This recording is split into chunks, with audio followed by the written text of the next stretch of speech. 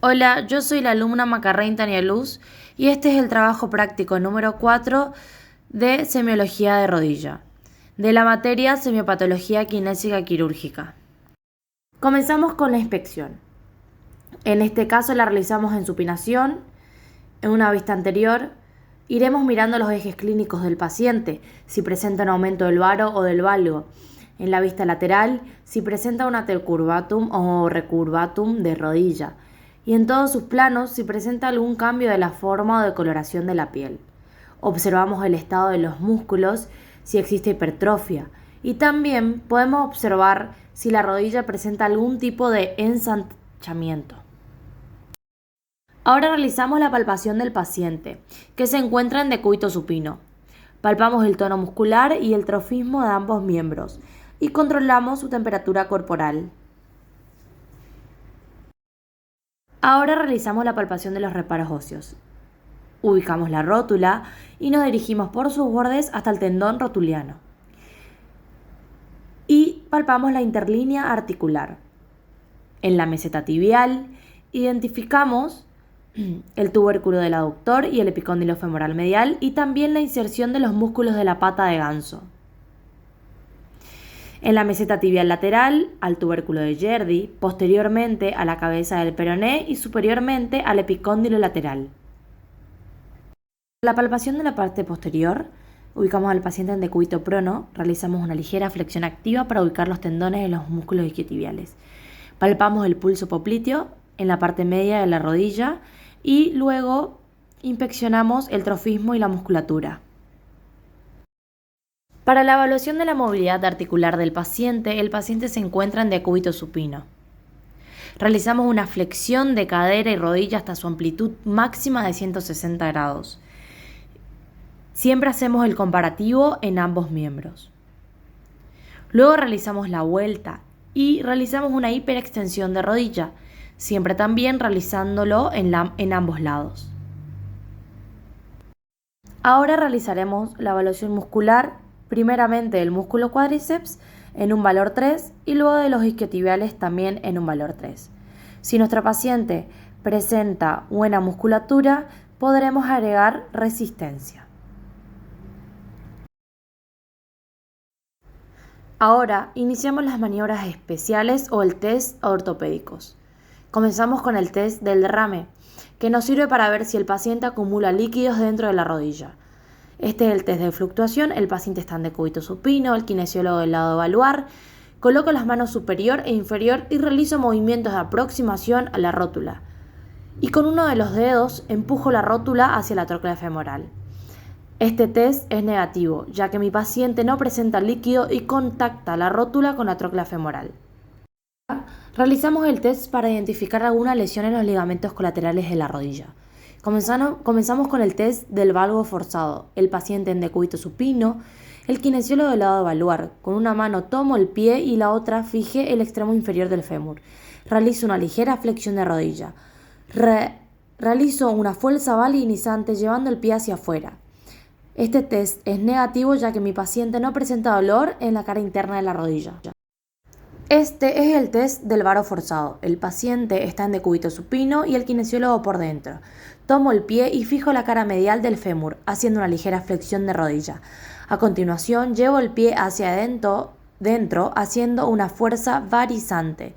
El test es negativo porque mi paciente no presenta dolor en la cara externa de la rodilla. Seguimos con los tests para identificar lesiones de los ligamentos cruzados anterior y posterior. Comenzamos con el test de Lachman. El paciente se encuentra en decúbito supino, el kinesiólogo del lado evaluar toma la parte posterior de la tibia proximal y con la otra mano por arriba de la rótula en la cara anterior. Hago una fuerza hacia adelante de la tibia. Este test es negativo porque no existe un mayor desplazamiento en la tibia ni lesión de los ligamentos.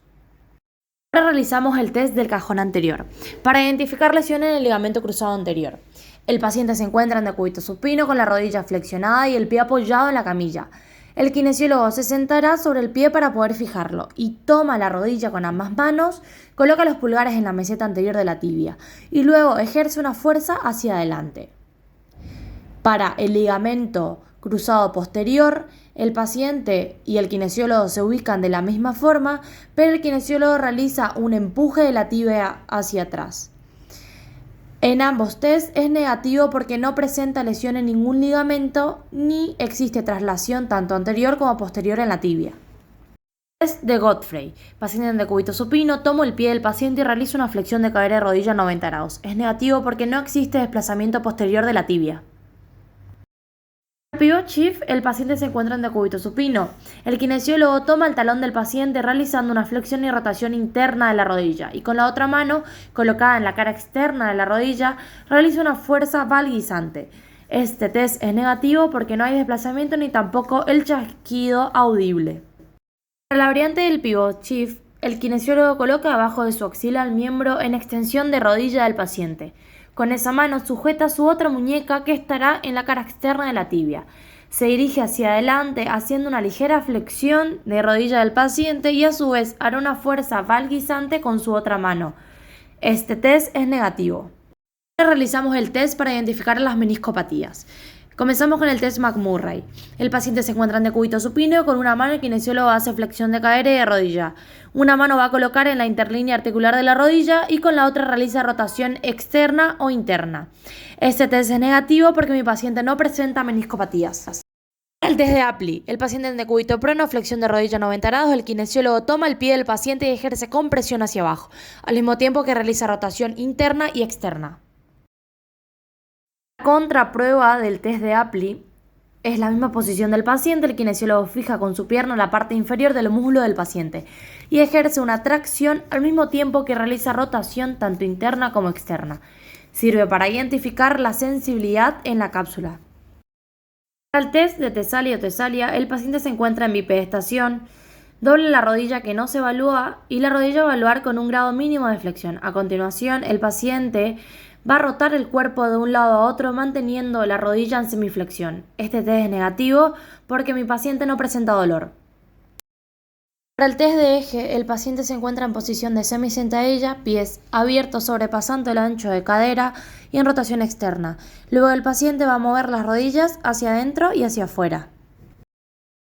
Ahora realizamos el test de flexión máxima, en donde el paciente se va a ubicar en decúbito supino y el kinesiólogo va a llevar a la máxima amplitud de flexión de rodilla.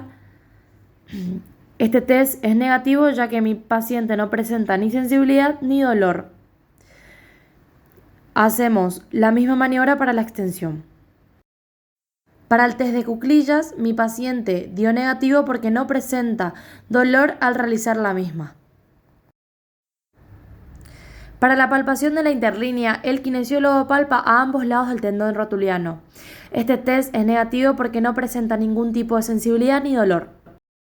Para ir finalizando, realizamos el test para identificar anormalidades en la articulación femoropatelar. Primero realizamos el test de aprehensión patelar de Fireback. El paciente se encuentra en decúbito supino, el kinesiólogo lleva el miembro a evaluar hacia el costado de la camilla. Con una mano realiza una movilización lateral de la rótula, al mismo tiempo que con la otra mano realiza una flexión de rodilla. Es negativo porque mi paciente no contrae su cuádriceps. Aquí mostramos la sensibilidad del paciente durante las actividades funcionales. Para la prueba de la extensión del rodilla, el kinesiólogo se ubica del lado a evaluar. Con una mano realiza una fijación en la parte inferior del muslo y con la otra realiza una resistencia en la parte inferior de la pierna. Se le pide al paciente que extienda el miembro.